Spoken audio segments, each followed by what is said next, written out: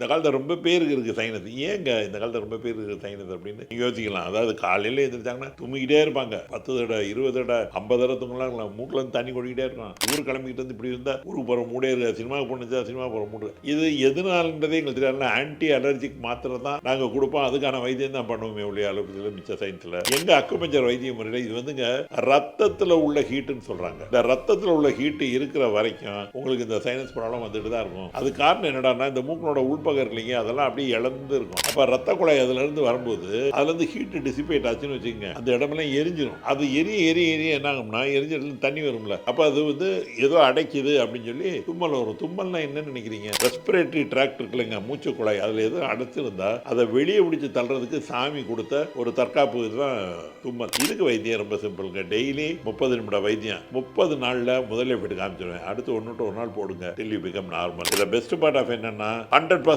திரும்ப எதுவும் வராது. ஏன்னா அங்கே உள்ள ஹீட்டை எடுத்துடுறோம், வீட்டை தயார் பண்ணாமல் பார்த்துக்கிறோம், மேற்கொண்டு ரத்தத்தில் உள்ள ஹீட்டை எடுத்துருவோம். அவ்வளோதான். எங்கள் வைத்தியம் ஓவர். நீங்கள் லைஃப் லாங் நிம்மதியாக இருக்கலாம்.